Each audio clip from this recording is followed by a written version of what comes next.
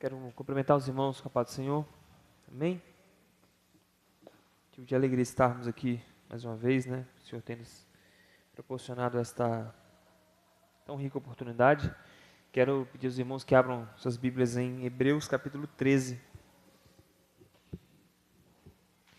Hebreus capítulo 13, nós iremos ler alguns versículos.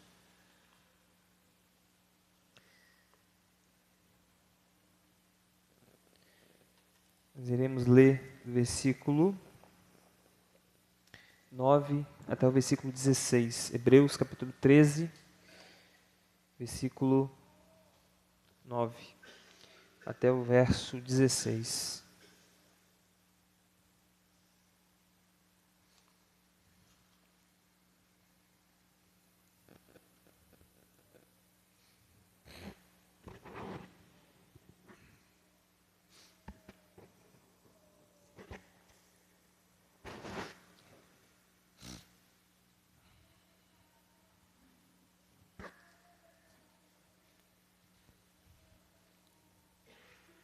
Hebreus 13, irmãos, 9, 16.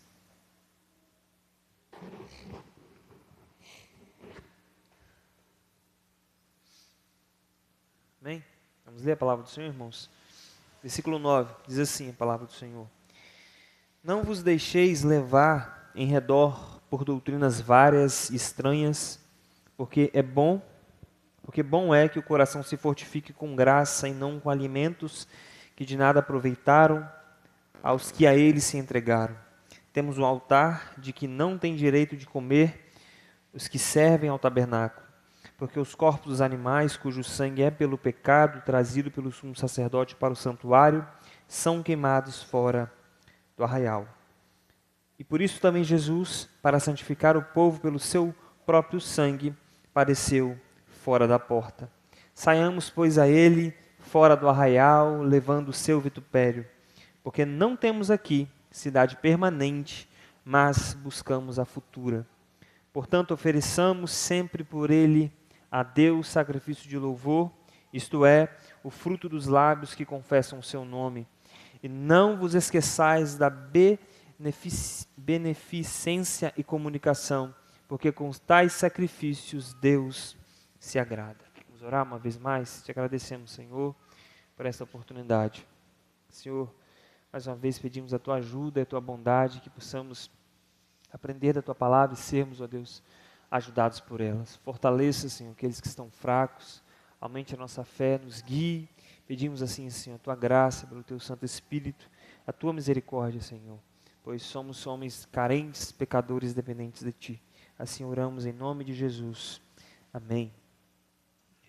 Irmãos, a carta aos Hebreus é uma carta que tem algumas discordâncias. Alguns autores pensam que foi Paulo, o apóstolo, que escreveu essa carta. Outros vão discordar e aí não vão chegar a um consenso de qual seria o outro autor que escreveria essa carta. Mas independente dessa discordância, irmãos, esta é uma carta que foi escrita para judeus, né, para hebreus que não estavam ali em Jerusalém, que não estavam na nação israelita, né, estava disperso pelo mundo daquele tempo, e por isso é uma carta que foi denominada Carta aos Hebreus, né, aqueles que são descendentes de Abraão, aqueles que são judeus. Mas aqui, obviamente, é uma carta escrita, irmãos, aos hebreus ou judeus convertidos a Cristo, que creem em Jesus.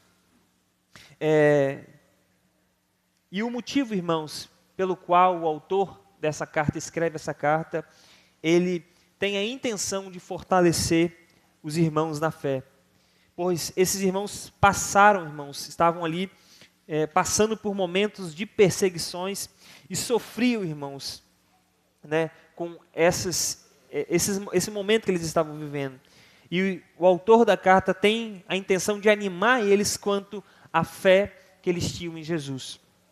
Pois, irmãos, qual era a tentação que eles estavam sendo tentados? A voltar para a antiga religião, cumprindo outra vez os ritos da lei judaica. Neste momento que eles estavam passando perseguição, é como se eles não conseguissem ver outra vez o benefício de estar agora defendendo e fazendo com que a sua vida fosse vivida de acordo com aquela fé naquele momento.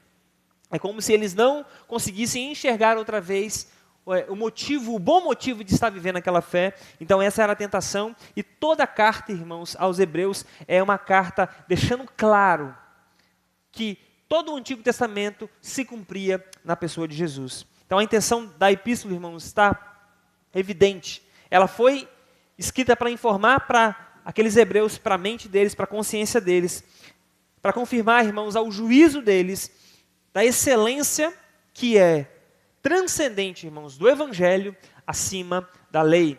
Então, o Evangelho é superior à lei mosaica, à lei de Moisés, à lei do Antigo Testamento. É isso que é a intenção do autor da carta. Está dizendo, se nós lermos e fizermos o exercício de ler a carta aos Hebreus, vamos ver que o tempo todo o autor está fazendo isso. Cristo é superior aos anjos, é superior a Moisés, é superior à lei, é superior a Josué e assim por diante. Com esse fim, irmãos, o apóstolo fala muito da excelência do autor do Evangelho, obviamente que é Cristo glorioso Jesus, cuja honra, irmãos, nesta carta ele vai promover acima de todos eles, né? A quem ele prefere, irmãos, com justiça acima de todos eles, né? E aí, na carta, irmãos, ele fala algumas vezes que Cristo é melhor. Por 13 vezes dentro da carta ele fala que Cristo é melhor, que Cristo é superior em todos os momentos ao Antigo Testamento. Então, irmãos, tendo tratado de Cristo em grande parte da epístola, e da fé, e da graça, e dos privilégios do Evangelho, nesta carta, e tendo advertido os hebreus, irmãos, acerca da apostasia, o apóstolo agora no capítulo 13, na conclusão, irmãos, recomenda a eles diversos e excelentes deveres a eles e uma esperança para eles. E como que a fé deles vai produzir os frutos da qual eles precisam viver. Esses frutos, irmãos, que são baseados, obviamente, nos méritos de Cristo, ele vai deixar isso muito claro. E nós achamos aqui entre esses versículos o porquê devemos, então, irmãos, fugir das falsas doutrinas que estavam vindo até eles, contradizendo o Evangelho que eles tinham acabado de aprender, que eles estavam vivendo, e onde, irmãos, o coração deles poderiam realmente se fortificar e não voltar às antigas práticas religiosas que eles tinham. E que eles tinham um altar muito mais sublime do que o do Antigo Testamento, aquele altar que nós vemos lá na lei mosaica, um tabernáculo, uma tenda, onde tinha um altar em que o sumo sacerdote, fazia sacrifícios e oferecia aquele altar. As pessoas se alimentavam daqueles sacrifícios ali, alguns dos sacrifícios. E que então, dentro do cristianismo, dentro do Evangelho, eles tinham um altar superior. E que Cristo é superior a tudo que devemos segui-lo. Que temos a esperança melhor e também vai dizer das nossas obrigações para com Deus. Então, irmãos, o que nós vamos observar nesse texto é como que o Evangelho, ele é superior, ele é transcendentemente mais superior, muito mais excelente do que a lei do Antigo Testamento. Nós vamos ver isso no versículo 9. A primeira parte, irmãos, do sermão, então, vai do 9 ao 12, que é a lealdade à lei levítica / ao altar cristão. Nós vamos até comentar como que isso vai se conectar à Santa Ceia, né? E o versículo 9, nós vemos que as doutrinas diversas e estranhas em face da graça. O versículo 9 diz assim, irmãos: não vos deixeis levar em redor por doutrinas várias e estranhas. A primeira coisa, irmãos, que o autor da carta aqui diz para esses irmãos é que não poderiam ouvir e se deixar levar em redor, irmãos, por algumas doutrinas que estavam surgindo entre eles. Essas doutrinas, irmãos, além de ser variadas, de serem muitas, elas eram o que também? Elas eram estranhas. Elas eram estranhas. O verso diz muito, muito claramente, doutrinas várias e estranhas. Em que sentido, irmãos, elas eram estranhas? Elas eram estranhas, irmãos, ao ensino dos fiéis mestres daqueles irmãos. Eram diferentes e incoerentes em si mesmas daquilo que eles já tinham ouvido até aquele momento. Eram, irmãos, doutrinas estranhas, com as quais a igreja cristã não estava familiarizada. Estranhas ao quê? Ao evangelho. Era algo que não estava em concordância com a palavra de Deus, não era algo que estava em concordância com aquilo que Cristo e os seus apóstolos haviam ensinado. Os irmãos vão lembrar muito bem aquilo que Paulo disse, que se viesse sequer um anjo e pregasse um outro evangelho que fosse considerado o quê? Anátema, que fosse considerado maldito. Elas eram, irmãos, essas doutrinas de natureza perturbadora e confusa. Elas eram, irmãos, totalmente contrárias àquela graça de Deus que firma e estabelece o coração. Por que ele fala isso? Porque ele faz um contraponto com a doutrina correta, irmãos. E quando ele vai dizer, não vos deixeis levar em redor por doutrinas várias e estranhas. Por quê? Porque é bom que o coração se fortifique com graça. Essas doutrinas, irmãos, várias e estranhas, não podiam fortificar o coração. Não podia tornar uma pessoa realmente estabelecida, bem firmada. Elas eram completamente contrárias. Enquanto a graça permanecia e mantinha um coração firme, elas mantinham um coração que confuso, mantinham um coração que não fortificado, né? Então ele está dizendo, esquece essas doutrinas estranhas e várias, essa quantidade de doutrinas que estão aparecendo aí novas para vocês, fortifique-se na graça. Isso não produz graça, isso não produz fortaleza, isso não produz algo que estabelece e deixa o coração firme. Essas doutrinas estranhas, irmãos, mantêm um coração que sempre vacilante e inquieto. Por quê, irmãos? Porque essas doutrinas estranhas estão estabelecidas em outras bases e não em Cristo. As pessoas vão ficar o quê? Sempre com dúvida, sempre inconstantes. As pessoas sempre vão pensar e nunca chegar a uma conclusão. Vão sempre debater em suas mentes sobre o que é o conhecimento da verdade, como a palavra de Deus diz para mim o que é certo e o que é errado. Elas nunca conseguem estar bem estabelecidas. Já percebeu aquela pessoa que vive mudando de igreja, que vive mudando de religião? Essa doutrina, a doutrina dela não está bem estabelecida, não pode fortalecer o coração, como a graça faz. Eram doutrinas maldosas e vis em relação à sua própria base. Ela não conseguia produzir nada de bom. Ela se ocupava, irmãos, com coisas exteriores, pequenas, perecíveis, como carnes, bebidas e etc. Porque ele continua dizendo no versículo 9, você devia se fortificar com graça, e não com alimentos que de nada aproveitaram aos que a eles se entregaram. Ela sempre lidava com coisas externas, sempre lidava com coisas exteriores, sempre se preocupava com coisas que realmente não resolviam o coração daquela pessoa. Lembra do que Jesus, quando chegou para os fariseus, qual foi a censura que Jesus falava para eles? Você se preocupa em lavar as mãos, você se preocupa em lavar os talheres, se preocupa em lavar as vasilhas, mas os seus corações estão o quê? Cheios de maldade, de engano. Vocês são o quê? Sepulcros caiados. Por fora são belos, bonitos, mas por dentro estão o quê? Cheios de coisas mortas, né? Cheios de ossos. Então, essas coisas sempre estão se preocupando com coisas, irmãos, que realmente não têm proveito nenhum. E não com alimentos, ele fala, que nada aproveitam aos que a eles se entregaram. Paulo fala, irmãos, em Colossenses capítulo 2, versículo 16, olha o que Paulo fala, irmãos, em Colossenses, ninguém vos julgue pelo comer, ou pelo beber, ou por causa dos dias e das festas, ou da lua nova, ou dos sábados.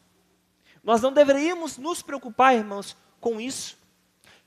Aqueles irmãos sofriam, irmãos, por quê? Algumas pessoas chegaram para eles e diziam: vocês precisam fazer o quê? Se circuncidar, precisam guardar a lei de Moisés, precisam cumprir os dias, precisam cumprir as festas, precisam deixar de comer certos tipos de comida. O primeiro debate da igreja, irmãos cristãos, foi por qual motivo? Se aqueles irmãos deveriam guardar a lei de Moisés ou não. Qual foi a conclusão da igreja, irmãos? Em Atos capítulo 15. Que eles simplesmente deveriam deixar simplesmente a corrupção do mundo e não comer o sangue sufocado. A única coisa que estabeleceram para aqueles cristãos. Que eles precisavam guardar simplesmente a fé no coração, e é por meio da fé que eles iam ser salvos. E não por essas doutrinas que eram estranhas e que verdadeiramente não fortificavam o coração. Elas eram, no fundo, irmãos, o quê? Doutrinas inúteis. Como ele fala, nada aproveitaram aos que elas se entregaram. Aqueles irmãos que estavam mais entusiasmados com essas doutrinas e ocupados com elas, e ocupados com o que se deviam comer, com o que deveria deixar de comer, não obtiveram nenhum bem real. Por quê? Nada aproveitaram para eles. As suas almas estavam sempre o quê? Famintas. As suas almas sempre estavam ali comendo, e nunca se saciavam verdadeiramente. Eles não se tornaram, irmãos, mais santos, nem mais humildes, nem mais gratos, nem mais celestiais. A alma deles estava seca. Aqui, irmãos, é uma coisa muito interessante que o autor fala. Ele faz um contraponto, né? Enquanto esses alimentos não estão saciando o coração deles, a graça fortifica eles e faz com que realmente produza algo que seja bom. Enquanto as doutrinas estranhas tornam, irmãos, o crente raquítico, a graça verdadeira, irmãos, alimenta e torna o crente forte e vigoroso. Ele fala, porque é bom que o coração se fortifique com a graça que verdadeiramente fortifica o coração. Pois a salvação, irmãos, baseada o quê, irmãos? Preste atenção nisso. Pois a salvação baseada na força do homem o leva a trabalhar demais, irmãos, sem ter proveito daquilo. Aquela salvação, irmãos, que baseia-se naquilo que nós fazemos. Se eu guardo festas, se eu deixo de comer, ou se eu como, ou se eu me preocupo com os dias que eu tenho que guardar, isso é uma salvação baseada na minha força, naquilo que eu posso entregar a Deus. Isso nada vai me trazer proveito. Eu simplesmente vou, irmãos, continuar me alimentando e sempre ter fome. É o que Jesus disse para aquela mulher no poço. Se você continuar bebendo dessa água, você volta a ter sede. Mas se você beber da água que eu lhe der, você nunca mais terá sede. Essa é a salvação por meio da graça. É aquele dom, irmãos. Olha o que Paulo fala em Efésios 2, 8 e 9. Não vem de nós, nem das obras. Para quê? Para que ninguém se vanglorie. Ninguém pode se vangloriar, irmãos, da salvação. Logo, não se pode aproveitar, porque simplesmente se preocupar com coisas externas, irmãos, não muda ninguém. Lembra de Lutero? Se chicoteava. Mas o que resolvia o seu coração? Precisa haver, irmãos, um perdão que vem externamente de Deus para dentro do nosso coração. E não nós produzirmos coisas a fim de que nós possamos ter a salvação. A salvação não vem de nós, nem vem de obras, mas vem de Deus. É um dom que Deus dá. Um apego, irmãos, então, a essas doutrinas estranhas não será de benefício algum para nós. Elas vão fazer o que, irmãos? Nos excluir aqueles que vão abraçá-las. Vão excluir eles, né, os privilégios do altar cristão e do alimento verdadeiro que nós precisamos, irmãos. Irmãos, não é isso que nós estamos vendo neste tempo? O que vocês têm visto, irmãos, na internet? Doutrinas estranhas, ensinos bizarros que estão sendo jogados para nós o tempo todo. Coisas, irmãos, que não fortalecem o nosso coração. Enquanto nós precisamos de respostas verdadeiras, reais, que trabalham verdadeiramente com aquilo que nós pensamos, com aquilo que nós sentimos, como nós decidimos a vida, como nós vamos viver a vida com a nossa família, na nossa sociedade, como que eu, como ser humano, sou impactado pela palavra de Deus. Essas doutrinas não resolvem esses problemas, elas não vão no âmago do problema. Então, elas são estranhas e que não fortalecem verdadeiramente o nosso coração. E ela faz algo pior, irmãos, que o autor coloca aqui. Vamos ao versículo 10, e olha o que ela faz. Temos um altar. Versículo 10. Temos um altar de que não tem direito de comer os que servem ao tabernáculo. E aqui, irmãos, voltando outra vez, acontecia, o que o autor está colocando aqui? No Antigo Testamento, quando se ia fazer o sacrifício, irmãos, se comia daquele alimento também, se alimentava daquele altar. Então, era o alimento que estava dentro do tabernáculo, naquela tenda que Israel fazia os seus sacrifícios, e aquele povo que ia oferecer sacrifício a Deus, também se alimentava junto com os sacerdotes. Ele vai dizer que aqueles que comem desse altar, ele fala assim, temos um altar de que não tem direito de comer os que servem ao tabernáculo. Fazia-se então, irmãos, uma objeção contra esses irmãos, contra a igreja cristã, dizendo que ela não tinha um altar. Mas isso, irmãos, não era verdade. Nós temos um altar, não um altar material, mas um altar pessoal, e esse é Cristo. Ele é, irmãos, tanto o nosso altar, quanto o próprio sacrifício. Os altares, irmãos, sobre a lei eram o quê? Tipos de Cristo no Antigo Testamento. Tudo que você lê no Antigo Testamento, irmãos, está apontando para a pessoa de Jesus. Então, cada sacrifício, cada oferta ali, estava tipificando o que Cristo faria no futuro. O altar, irmãos, de bronze do seu sacrifício e o altar de ouro da sua intercessão no tabernáculo. No Antigo Testamento, simbolizava o que Cristo viria fazer no futuro. Nesse altar, irmãos, que é servido um banquete, só se pode comer aquele que o faz por meio da graça. Os que servem, irmãos, ao tabernáculo, obedecem à lei levítica, não têm direito de comerem este alimento. Não se pode, irmãos, aceitar a Cristo, não se pode aceitar o seu sacrifício, não se pode comer da carne e do sangue de Jesus, quando Jesus disse, vocês precisam comer da minha carne e beber do meu sangue, a não ser que nós façamos isso por meio da graça de Cristo. Porque é o que o autor coloca aqui, aqueles que estão participando do altar do tabernáculo, estão o quê? Barrados de comer deste altar de Cristo. Nós temos um altar de que não tem direito de comer os que servem ao tabernáculo. Por quê, irmãos? Porque se você está firme, como que se o que você fizesse, irmãos, pudesse produzir a você verdadeiro alimento, verdadeira vida, verdadeira salvação, logo, irmãos, é negada a você a salvação por meio de Cristo. A salvação está nas suas mãos e não nas mãos de Jesus. Versículo 10 se conecta, irmãos, perfeitamente com o verso 9. Olha o que o versículo 9 fala. Não é de alimentos que de nada aproveita aos que a ele se entregaram. Não é alimento, mas nós temos o altar que não tem direito de comer aos que servem ao tabernáculo. Não é de manjares, irmãos, de alimentos que o coração se fortifica, mas sim da graça que é servido nesse novo altar que é Cristo. Que é Cristo. O que é que João Batista disse sobre Jesus? Eis o Cordeiro de Deus que tira o pecado do mundo. Todo o Antigo Testamento, irmãos, sacrificava-se e se alimentava dele. Havia um altar para se alimentar. Agora nós nos alimentamos de Cristo como? Como que Jesus disse que nós devemos comer da sua carne e beber do seu sangue? Colocando a fé em Jesus. Se eu permaneço, irmãos, com aquela tentativa de salvação por meio das minhas obras, por aquilo que eu faço, simplesmente por querer guardar dias, guardar os alimentos, deixar de fazer uma coisa ou fazer outra coisa, essa salvação não vai acontecer, porque ela está, irmãos, baseada na graça de Cristo, somente nela.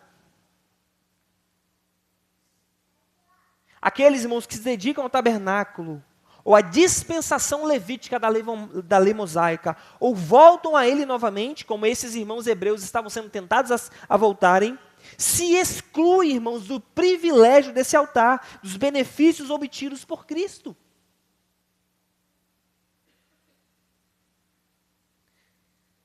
Coloca aí, irmão Jonathan, fazendo favor, Gálatas 2, 16 e 21, parte B, fazendo favor. Gálatas 2, 16. Paulo, irmãos, em Gálatas, bateu, irmãos, muitas das vezes contra exatamente isso que esses irmãos estão sofrendo aqui. Paulo falou assim, sabendo, irmãos, que o homem não é justificado pelas obras da lei, mas pela fé em Jesus Cristo. Temos também crido em Cristo Jesus para sermos justificados pela fé em Cristo, não pelas obras da lei. Porquanto pelas obras da lei, nenhuma carne será justificada. Sempre é a fé, nunca a lei, irmãos. Aqueles que foram salvos no Antigo Testamento, foram salvos porque creram em Jesus. Foram salvos, justificados porque colocaram a fé em Deus, a fé em Jesus. Não porque eles praticavam tudo aquilo. Moisés, Abraão, Jacó, Moisés, todos eles creram em Deus e por isso foram salvos. Agora coloca o 21, Jonathan, Gálatas. Ele fala, não aniquilo a graça de Deus, porque se a justiça provém da lei, ele fala, segue-se que Cristo morreu em vão. Se a justiça então viesse, irmãos, da lei, Cristo não precisaria ter morrido, mas Cristo veio e morreu. Por que Cristo teve que morrer? Porque nós precisamos ser salvos, irmãos, pela fé baseada naquilo que Cristo fez por nós. Esse altar, então, irmãos, fornece um banquete para o verdadeiro crente, um banquete de relacionamento ao sacrifício, irmãos, um banquete de coisas verdadeiramente gordurosas, de força e crescimento espirituais, e de prazer e gozo santos. Jesus falou, como já disse aqui, que devemos comer da sua carne e beber do seu sangue. Ele é o que, irmãos? O pão da vida. Ele é a água que jorra para a vida eterna. Se nós nos alimentarmos de Jesus, verdadeiramente estamos, irmãos, participando do altar verdadeiro, do altar que alimenta o nosso coração. Aí está, irmãos, onde a nossa fé deve ser baseada. Enquanto nós tentarmos buscar, irmãos, qualquer coisa fora de Cristo, sempre passaremos fome, sempre não estaremos satisfeitos, sempre toda a nossa luta e corrida será em vão. Precisamos ir a este altar, e neste altar temos a verdadeira comida, o verdadeiro alimento. Nós temos um altar. Paulo fala em Coríntios, irmãos, 1 Coríntios capítulo 7, versículo 5, porque Cristo, nossa Páscoa, foi sacrificado por nós. Cristo foi sacrificado por nós. E é o que nós, irmãos, iremos celebrar e relembrar esta noite. A ceia do Senhor é a festa da Páscoa do Evangelho, onde nós lembramos o que Cristo fez. E quando nós nos alimentamos, irmãos, e lembramos aqui do que Cristo fez por nós, nós queremos dizer o quê? Que nós estamos nos alimentando de Jesus, da sua graça, da sua misericórdia, daquilo que Ele fez por nós. Não de modo, irmãos, que aquilo é o que simplesmente nós fazemos, mas a força vem dEle, e nós estamos simplesmente baseados naquilo que Ele fez por nós, colocando a fé nele completamente. E por que, irmãos, isso fortalece o nosso coração? Porque essa é uma luta, irmãos, que nós nunca iremos vencer. Nunca iremos conseguir, irmãos, fazer uma salvação pelas nossas próprias mãos. Toda a nossa luta, todo o nosso fervor, todo o nosso sacrifício será um sacrifício em vão. Será um sacrifício que nunca vai nos beneficiar verdadeiramente. Mas quando nós colocamos isso em Jesus, irmãos, nós depositamos o quê? A força e a fé nele. Você não precisa da sua força, você não precisa das suas energias para fazer a sua própria salvação. Não! Aquele que começou a boa obra, ele vai concluir ela até o fim. Essa obra é feita pelas mãos de Deus. Inicia-se por Deus e conclui-se em Deus. A maior obra, irmãos, quem fez foi Jesus, que por mais que nós lutemos aqui, alguém poderia morrer pelos nossos próprios pecados, você poderia se entregar pelos seus próprios pecados, ninguém poderia fazer isso, porque nós não temos justiça suficiente, porque nós não somos santos suficientes, porque nós não temos nada para entregar para Deus. Logo, irmãos, o sacrifício dele é o que nós devemos nos apegar. Esse é o altar de qual nós devemos nos alimentar diariamente.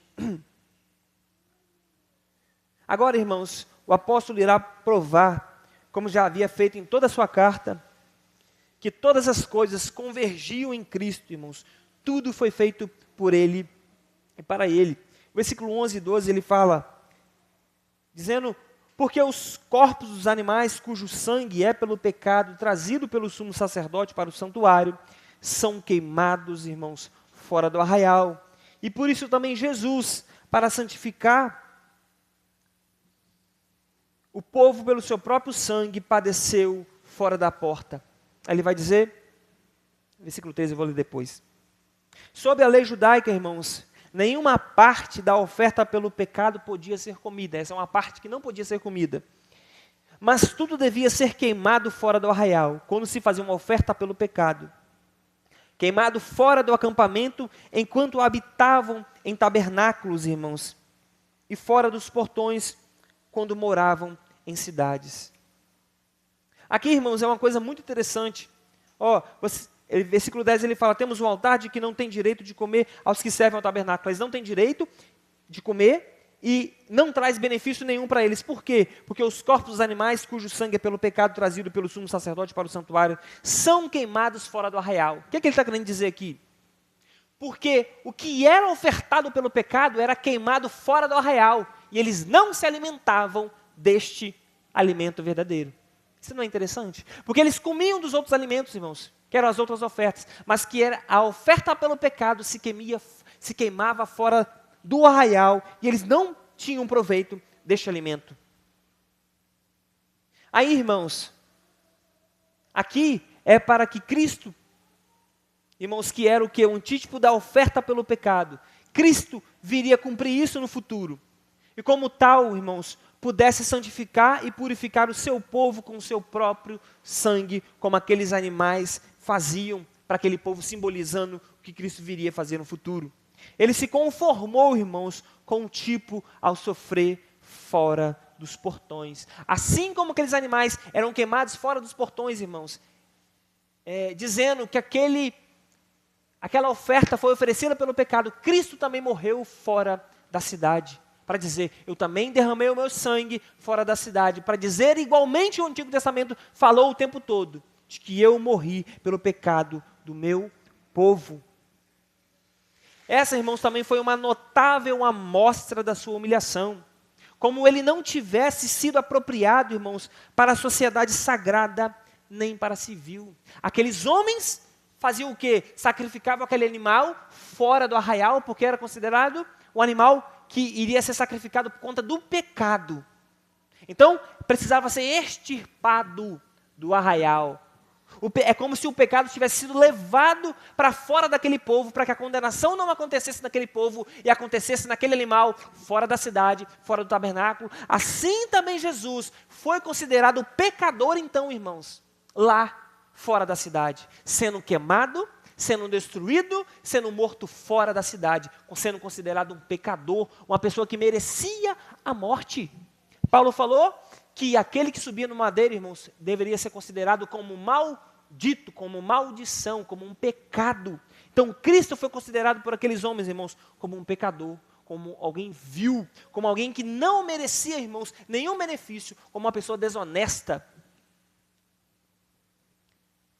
Então, irmãos, Cristo foi humilhado, irmãos, e uma humilhação terrível. Foi morto como malfeitor, assim como aqueles animais no Antigo Testamento. Isso mostra, irmãos, como o pecado, que era a causa que tornou necessários os sofrimentos de Cristo, é uma abdicação de todos os direitos sagrados e civis. E o pecador, irmãos, é o quê? Uma praga comum, um incômodo para a sociedade. Aquela pessoa não vale nada e deve ser morto. E por isso Cristo morreu fora da cidade, sendo considerado como um malfeitor pecador no nosso lugar. Então, irmãos, o apóstolo, tendo assim demonstrado que a lei levítica iria barrar os homens ao altar cristão, ele exorta aos crentes a se voltarem para Jesus. E é interessante, irmãos, como que o autor vai construindo a ideia aqui dele. Ele está dizendo, aqueles que estão se servindo no tabernáculo vão ser barrados ao altar cristão. esses sacrifícios vão ser, como no Antigo Testamento, é levado lá para fora, considerado como algo maldito, que tem que ser extirpado no meio do povo. Cristo também saiu para fora, considerado como maldito também, como pecador também. O que é que o autor vai dizer? Saiamos, pois, a ele fora do arraial, levando o seu vitupério, a sua vergonha. Aquele que foi considerado maldito, aquele que foi considerado como pecador, saia até ele. Vá com ele, leve o seu vitupério, a sua vergonha, sendo considerado um malfeitor, um maldizente, alguém que não merece nenhum bem, saia a ele.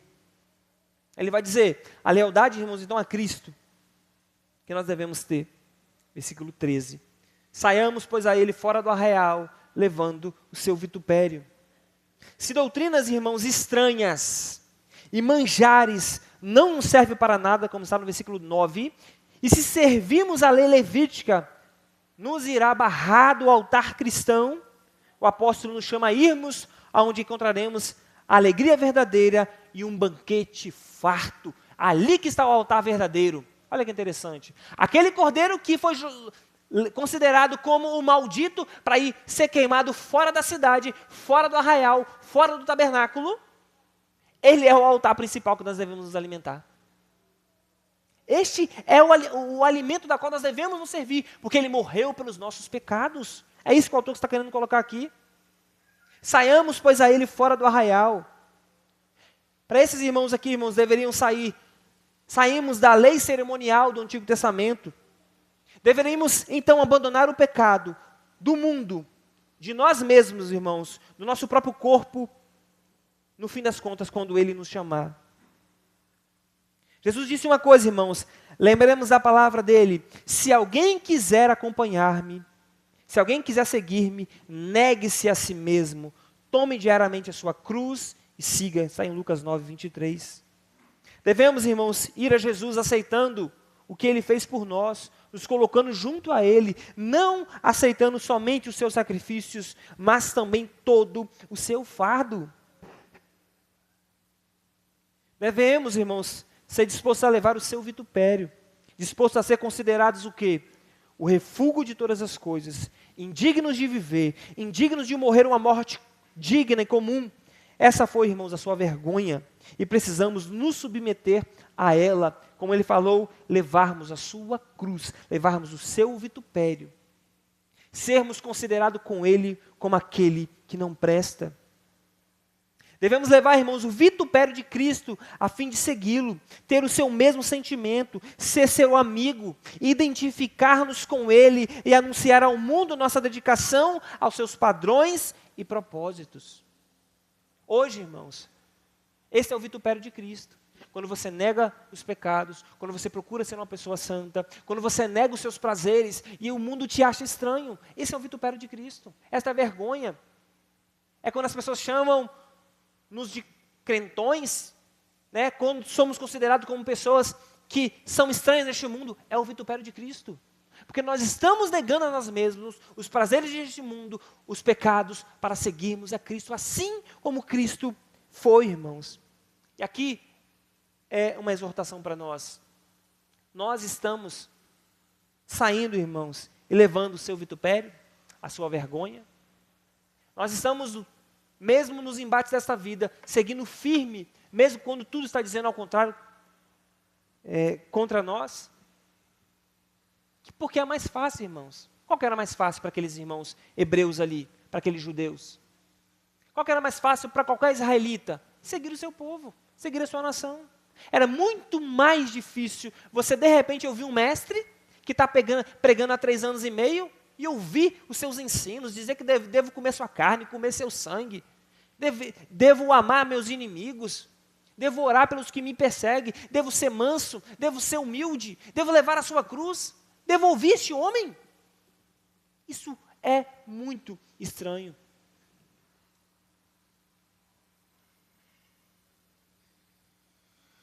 Jesus falou, irmãos, se alguém se envergonhar de mim, das minhas palavras, o Filho do Homem se envergonhará dele quando vier em sua glória e na glória do Pai, dos santos anjos, como está em Lucas 9, 26. Isso é levar, irmãos, o vitupério de Cristo. Só que, irmãos, o autor não nos deixa sem uma esperança. Ele fala, pensa, irmãos, num judeu abandonando toda a sua vida, desde criança sendo ensinado nos rituais da lei, cumprindo todos os mandamentos, vivendo em sua terra natal junto dos seus compatriotas. Agora o que ele faz? Ele abandona tudo isso. Agora ele vai a Cristo, abandonando tudo, saindo fora da porta, como o versículo 13 fala. Para aquele irmão judeu, irmãos, quando você deixava as leis do Antigo Testamento e começava a seguir Jesus, você não estava só deixando uma religião trocando pela outra, você estava deixando a sua própria nação. Porque a nação, irmãos, judaica, até o povo Israel hoje, é misturado com a sua religião. Se você é um israelita, logo você também, por descendência de Abraão, você também é um judeu que segue o judaísmo e os mandamentos. Claro que hoje muitos se consideram como judeu no sentido só étnico, no sentido de ser da raça, mas não que segue a religião. Mas nesse tempo aqui, qualquer judeu era o judeu que seguia a sua própria religião. Uma coisa estava interligada com a outra. Então, quando este homem, esta mulher, esta família deixava, irmãos, o judaísmo, por assim dizer, eles estavam deixando sua família, seus amigos, sua pátria, estavam abandonando tudo para seguir a Cristo. Paulo falou, irmãos, aos Filipenses 3:8, de que considerou tudo como esterco, irmãos, como escória, para seguir e ganhar a Cristo.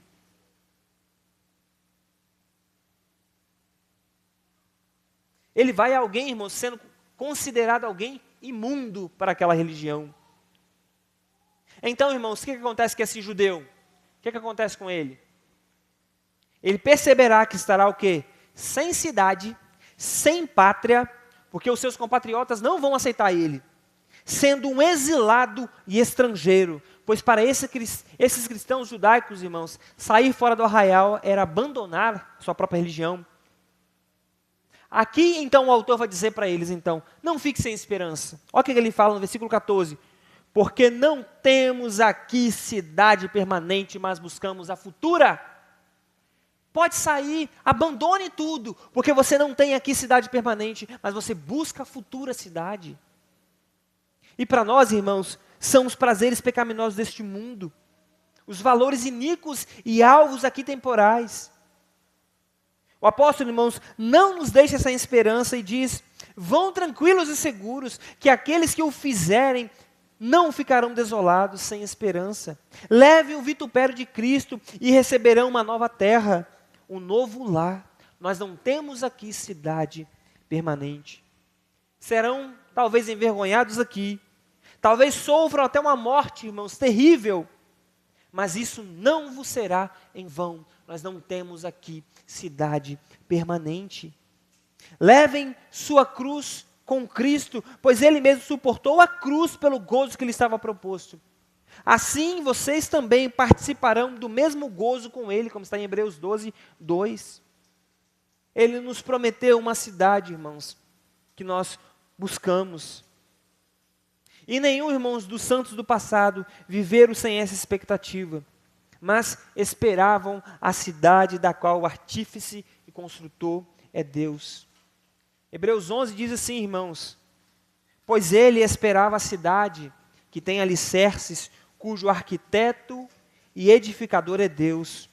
Todos estes, irmãos, os heróis da fé, viveram pela fé e morreram sem receber o que tinha prometido. Viram-nas de longe e de longe a saudaram, e reconhecendo que eram estrangeiros aqui e peregrinos na terra.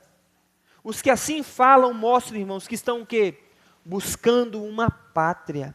Em vez disso, esperavam eles uma pátria melhor, isto é, a pátria celestial.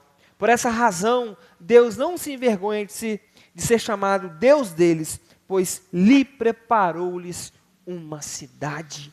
Hebreus 11, 13, 14 e 16. Observe, irmãos, que é exatamente isso que o autor continua falando para esses irmãos hebreus aqui. Ele faz lá no capítulo 11 a galeria dos heróis da fé.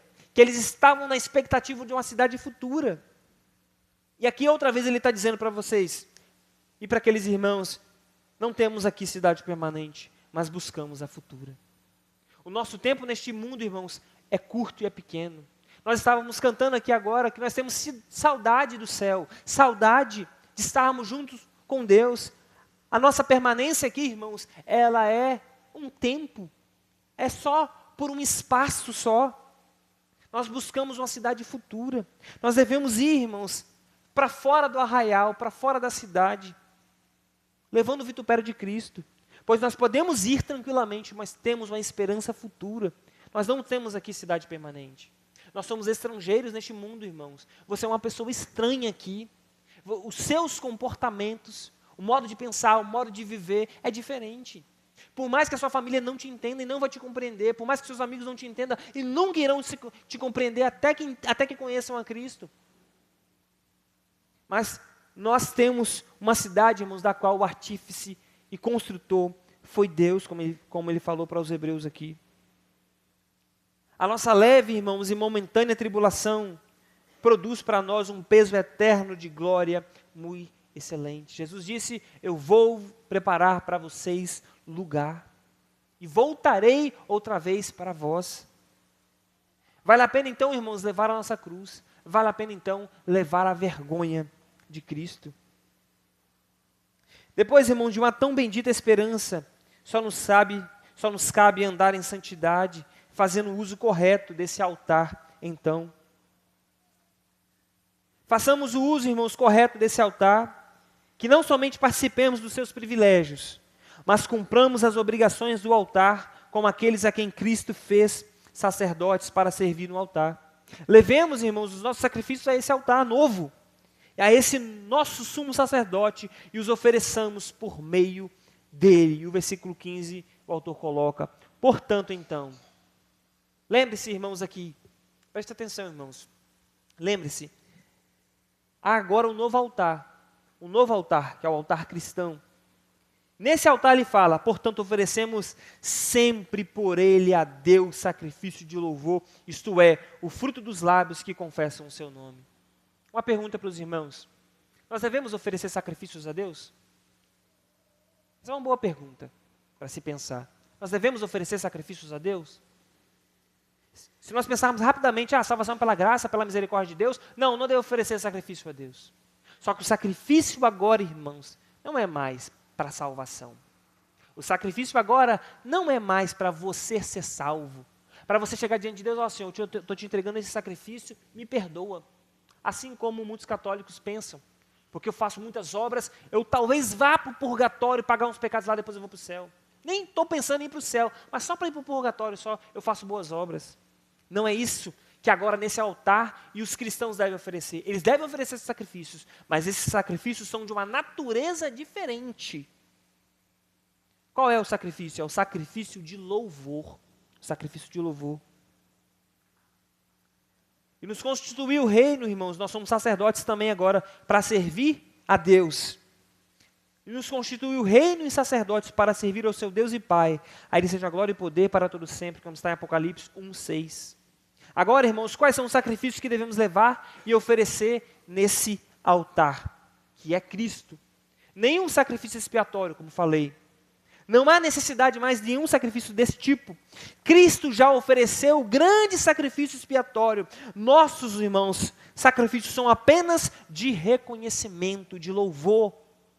E eles são um sacrifício de louvor a Deus, que devemos oferecer a Deus continuamente. Nisso estão incluídas todas as nossas orações e adoração, como também ações de graça. Esse é o fruto dos lábios que confessam o seu nome. Não é isso que ele diz no versículo 15 aí? O fruto dos lábios que confessam o seu nome.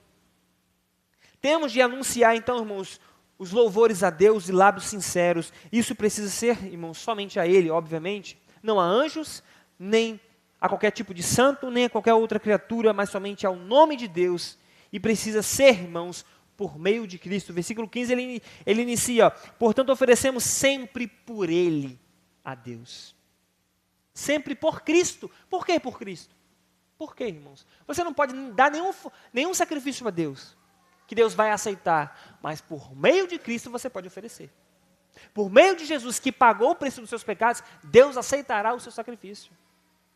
Deus aceitará o sacrifício de louvor seu, porque você não está baseado em você, na sua obra, naquilo que você pode fazer ou deixou de fazer, mas naquilo que Cristo fez. Por isso que nós oramos como, irmãos? Em nome de Jesus, amém. Sempre a nossa oração conclui assim, né? Nós oramos em nome de outro, não no nosso próprio nome. Não porque eu possa entregar algo a Deus, mas porque Cristo entregou a Ele.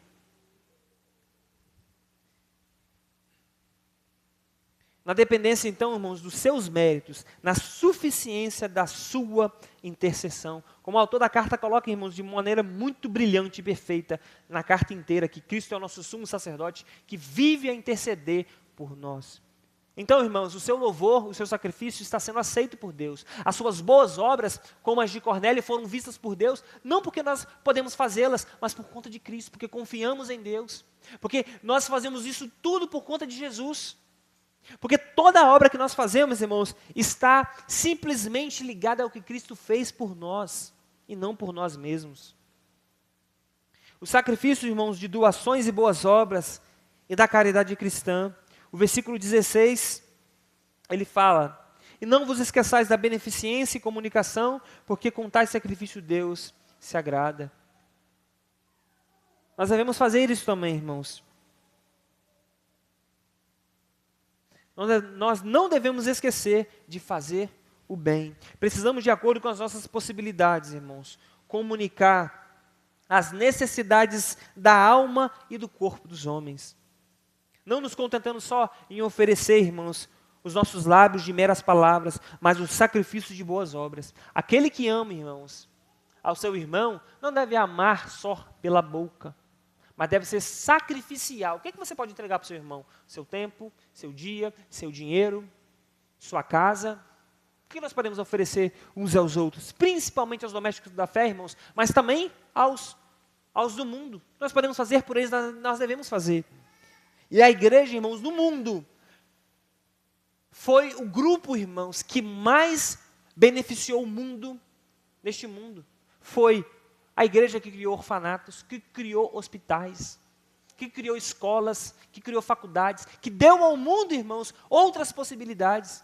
A igreja sempre foi, em meio de guerras, em meio de tragédias, um povo que sempre beneficiou os outros. Isso deve ser, irmãos, a nossa característica, porque isso é o exemplo de ofertas que nós fazemos a Deus por meio de Cristo. Sempre lembrando disso, tá, irmãos? Nunca pelos seus méritos, nunca por você, mas por meio de Jesus. E esses, irmãos, nós precisamos depositar no seu altar, não dependendo do mérito das nossas obras, mas do nosso grande sumo sacerdote. E com sacrifícios como esses, irmãos, e adoração e boas obras assim oferecidas, Deus se agrada, como está no final do versículo 16, né? Porque com tais sacrifícios, Deus se agrada. Observe, irmãos, de maneira muito interessante, que o autor faz uma construção muito lógica, muito perfeita aqui. Ele começa dizendo, irmãos, que aquelas doutrinas esquisitas, que estão afastando as pessoas do altar verdadeiro, não servem para nada. E que se preocupar com alimentos e coisas desse tipo não pode trazer salvação. E que agora nós devemos nos apegar somente ao sacrifício de Cristo e ao altar novo. E ele vai dizer: e agora você vai deixar de fazer as coisas? Não. Ele vai dizer que você não precisa fazer mais nada, no sentido de salvação. Não vai dizer isso. Ele vai dizer: façam as boas obras, que esses sacrifícios Deus se agrada. Como o Tiago vai falar, que nós precisamos demonstrar a nossa fé por meio das nossas obras. Quando nós fazemos, irmãos, alguma coisa que agrada a Deus, estamos demonstrando que temos fé em Deus verdadeira. Conclusão, irmãos, deste sermão. A lei, irmãos, dura e severa nos condenava. Os ritos, irmãos, e as obrigações da lei nos chicoteavam. Cristo, irmãos, já levou em suas costas. Quando a lei disse que aquele que pecar deve morrer, Cristo já morreu. O que tínhamos que cumprir, irmãos, Cristo já cumpriu. Nós não devemos nada à lei. Nada à lei nós devemos. Paulo falou que o fim da lei é Cristo. Podemos então, irmãos, abandonar todos os nossos fardos e descansar em seus braços. Irmãos, e para os venenos das doutrinas estranhas, que nos querem enganar e nos afastar dele, e observe, irmãos, como que a carta de Gálatas, a carta aos Colossenses, a carta aos Hebreus, pode ser Paulo, também aos Hebreus aqui, defendendo o quê? A doutrina, o ensino. Porque o ensino, irmãos, molda o nosso modo de pensar. O ensino molda como nós pensamos e agimos neste mundo. Por isso a doutrina é muito importante.